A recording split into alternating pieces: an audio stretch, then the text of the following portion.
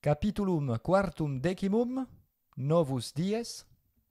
Lectio secunda. Davus quintum in lecto iacentem relinquit, et cubiculum Marci intrat. Marcus aduc dormit. Davus ad puerum dormientem agit, eumque excitat. Quomodo servus puerum excitat? In aurem puerit dormientis magna voce clamat. Marce mane est. Eo modo excitatur Marcus, et oculos aperiens servum apud lectum stantem videt. Iam neuter eduobus pueris dormit. Hora prima est. Inquit Davus. Surge electo. Marcus electo surgit. Iam non cubat in lecto, sed ante lectum stat. Marcus Davum aquam afferre iubet. Affer mihi aquam ad manus. Servus Marco aquam affert, et Ecce aqua. inquit. Lava faciem et manus. Manus tuae sordidae sunt. Marcus primum manus lavat, deinde faciem. Davus, Aures quoque lava. Sed aures inquit Marcus. in facie non sunt. Davus, Tace puer. Non modo faciem, sed totum caput lava. Merge caput in aquam. Marcus caput totum in aquam mergit, atque etiam aures et capillum lavat. Iam totum caput eius purum est. Aqua non est pura, sed sordida. Aqua, qua Marcus lavatur, frigida est. Itaque puer manus et caput solum lavat, non totum corpus. Mane Romani faciem et manus aqua frigida lavant. Post meridiem totum corpus lavant aqua calida. Marcus caput et manus tergens Davum interrogat. Cur frater meus tam quietus est. Davus respondet. Quintus aduc in lecto est. Marcus. In lecto quintus qui ante me surgere solet aduc dormit excita eum. Non dormit. Inquit Davus. Frater tuus vigilat, nec surgere potest, quod pes et caput ei dolet. Marcus. Mihi quoque caput dolet. Davus. Tibi nec caput nec pes dolet. Caput valens non dolet, nec membra valentia.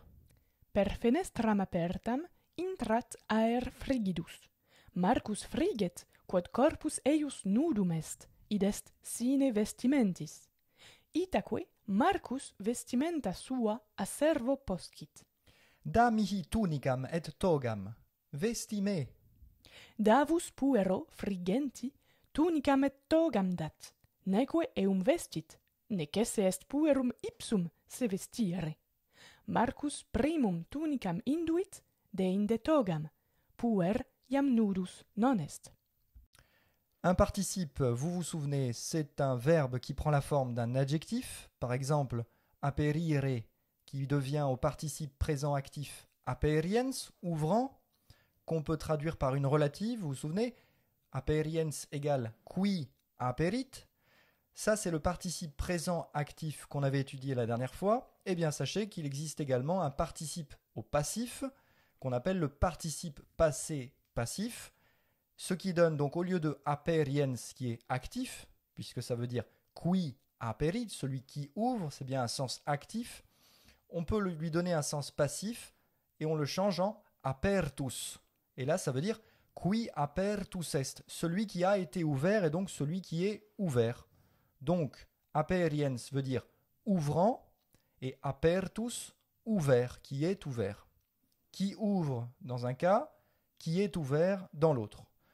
Autre exemple avec claudere, mis au participe présent actif, ça devient claudens, fermant, qui claudit, qui ferme.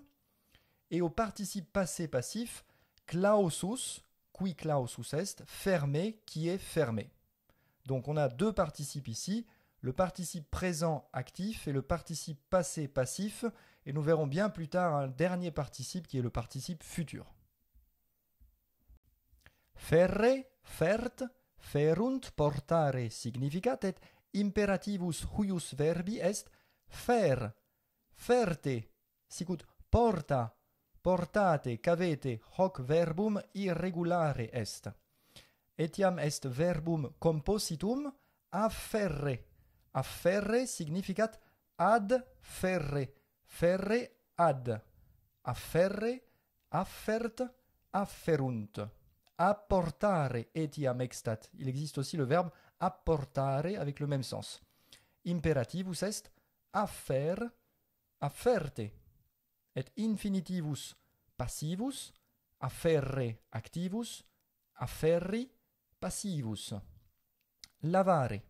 Laver. Et si corpus sordidum est, necesse est id lavare, necesse est corpus sordidum lavare. Excitare. Réveiller. Si puer post meridiem dormit, necesse est eum excitare. Surgere. Se lever, se mettre debout. Surge electo puer. Surge. Mergere. Plonger, immerger. Cum praepositione in. Cum accusativo. Merge caput tuum in aquam. Poscere. Poscere ab, demander, réclamer à quelqu'un. Marcus, exempli gratia, Marcus poscit vestimenta sua a servo. On réclame quelque chose de quelqu'un en latin, c'est logique puisque c'est l'origine, la provenance de l'objet qu'on désire. Avec la même construction que quel autre verbe on avait vu aussi Accipere, hein, tu te souviens? Ah oui, c'est vrai. Accipere. Marcus accipit vestimenta sua a servo. Vous voyez, c'est la même logique et la même construction. Induere vestimentum significat Mettre un habit. vestire, Vêtir, habiller. puerqui nudus est, id est sine vestimentis, Vestit. se vestit, hein, se vestit. Solet, Il a l'habitude de.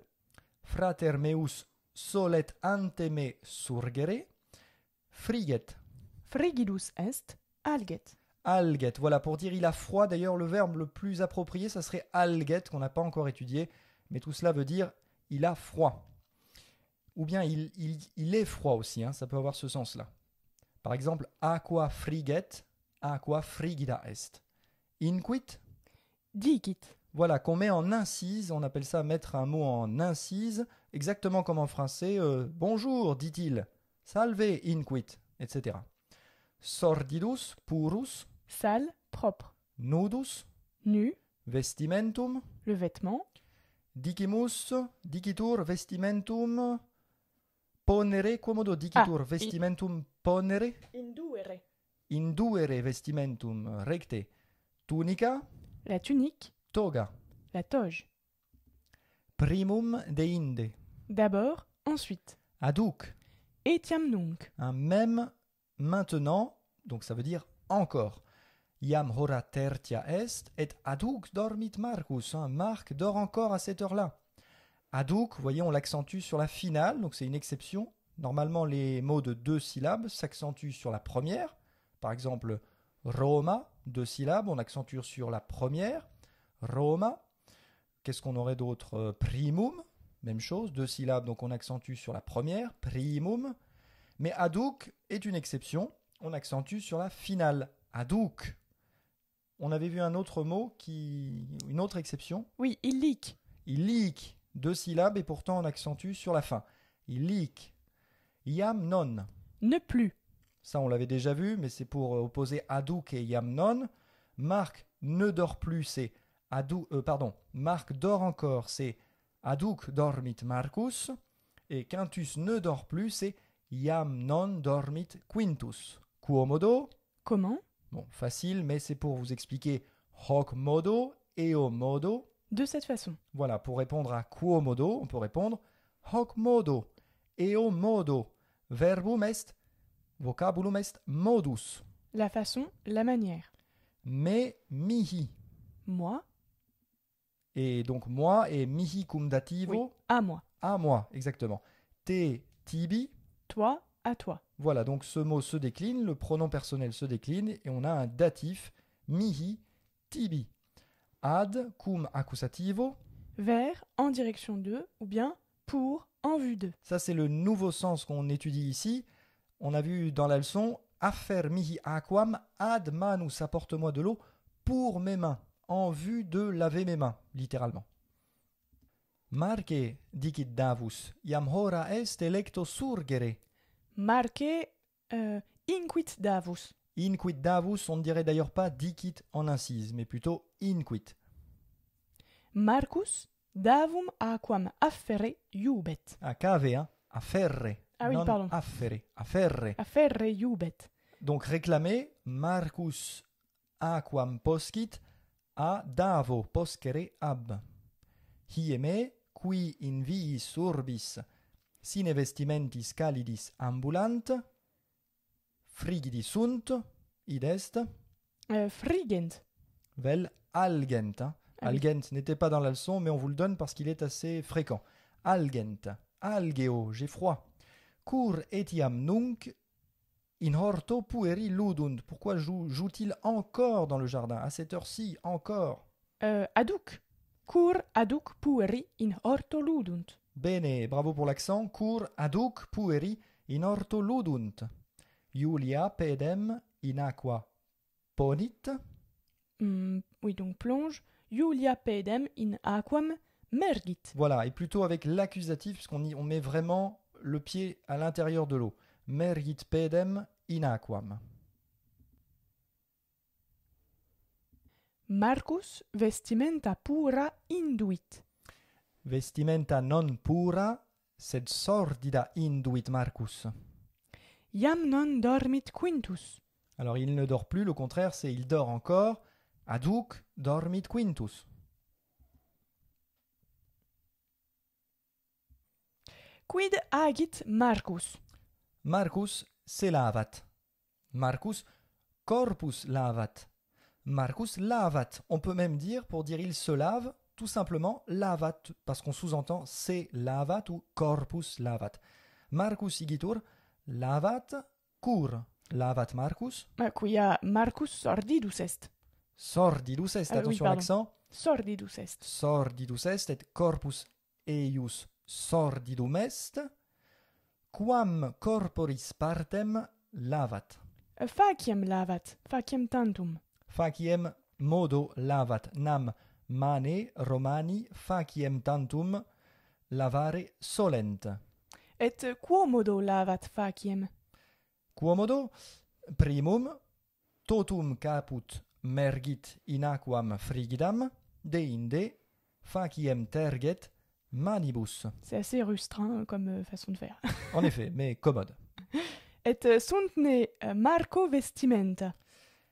Non, ei vestimenta non sunt, aduc nudus est Marcus, et multum friget, cur friget.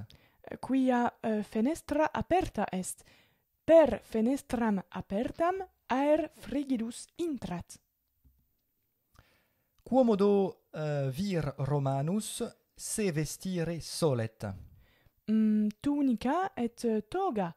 Primum tunicam induit, deinde togam. D'abord, Jules ordonne que l'on apporte une toge et une tunique pour son fils. Ensuite, il réclame à ses esclaves de l'eau pour son visage. Primum Iulius iubet togam atque tunicam ad filium afferre. Alors que soit apporté, en fait. Il ordonne que ces vêtements soient apportés. Ah Comme oui. ça qu'on traduit le on. Ah oui, donc afferri, c'est ça? Voilà. Iubet togam et tunicam afferri ad filium vel filio. Deinde poscit a servis aquam ad faciem. Ad faciem vel ad caput.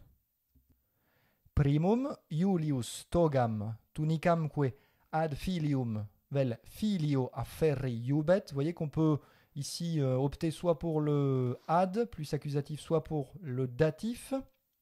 Deinde aquam ad faciem a servis poscit. Il faut que les enfants revêtent des vêtements propres. Necesse est pueros induere pura vestimenta. Alors, 3 façons de le dire en fait. Liberos puris vestimentis se vestire necesse est. Pueros puris vestimentis vestiri necesse est.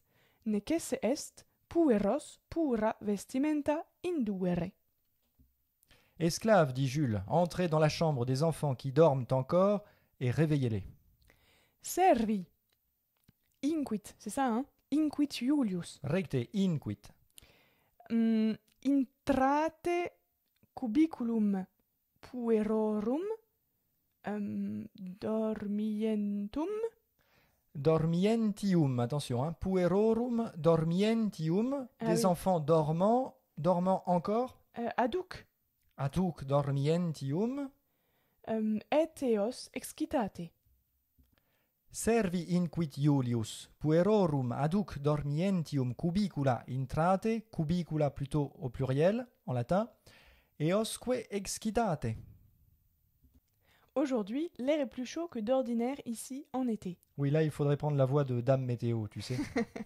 Aujourd'hui, l'air est plus chaud que d'ordinaire ici en été. Hodie aer calidio rest, quam hic aestate esse solet.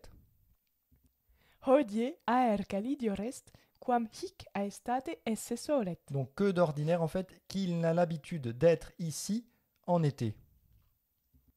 Les enfants qui jouent dans l'herbe n'obéissent pas à leur père et à leur mère qui leur demandent de venir et vraiment ça ne se fait pas. C'est tout à fait estival comme leçon. Hein. Exactement. Pueri ludentes super herbam non alors obéir ah oui parere non parent patri et matri qui jubent eos advenire. Qui jubent eos advenire, on pourrait aussi employer un participe. Patri matrique advenire jubentibus, non parent pueri super herbam ludentes, hein, au père et à la mère ordonnant de venir, les garçons n'obéissent pas. Vous voyez qu'on peut commencer par autre chose qu'un nominatif. On peut très bien commencer la phrase par un datif, par exemple. Oui, c'est l'avantage des langues à déclinaison, où il n'y a pas d'ordre des mots du coup. On Voilà, peut insister sur un élément en particulier et le mettre en début de phrase. Voilà, ça offre une très très grande souplesse. Levez-vous les enfants et lavez vos mains à l'eau froide. Youpi! Electo surgite pueri, et manus aqua frigida lavate.